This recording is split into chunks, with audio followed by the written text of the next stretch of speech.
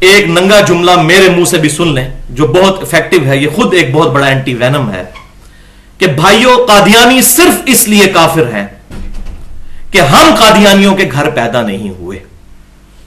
اگر خدا نہ خواستہ ہم قادیانیوں کے گھر پیدا ہوئے ہوتے تو ہم غیر احمدیوں کو، بقول ان کے غیر قادیانیوں کو کافر سمجھ رہے ہوتے اور اپنے آپ کو مسلمان۔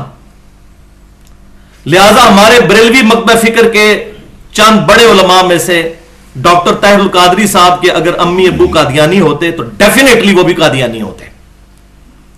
اسی طریقے سے علماء دیوبند میں سے الیاس گھمن صاحب یا طارق جمیل صاحب کے اگر امی ابو قادیانی ہوتے تو وہ بھی قادیانی ہی ہوتے۔ اسی طریقے سے اہل حدیث مکتبہ فکر میں ساجد میر صاحب کے امی ابو اگر قادیانی ہوتے تو وہ بھی قادیانی ہوتے، اور اہل تشیع میں سے ساجد نقوی صاحب کے والدین اگر قادیانی ہوتے تو وہ بھی قادیانی ہوتے۔ اور کبھی یہ بات نہ سوچتے کہ ختم نبوت کی انٹرپریٹیشن جو ہم کر رہے ہیں یہ غلط ہے۔ اگر ایک قادیانی پوری زندگی صرف قادیانی علماء سے ہی جا کر ختم نبوت سمجھے گا اور ہم اہل سنت کے منہج والے لوگوں کے پاس نہیں آئے گا، اس کو ختم نبوت کیسے سمجھ آئے گی؟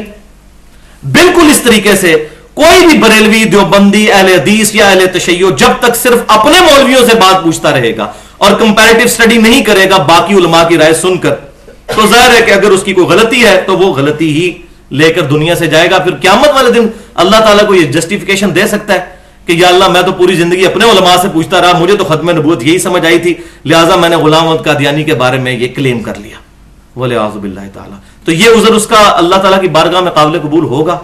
کبھی بھی نہیں ہوگا۔ بالکل اس طریقے سے باقیوں کے بارے میں بھی سوچنا چاہیے۔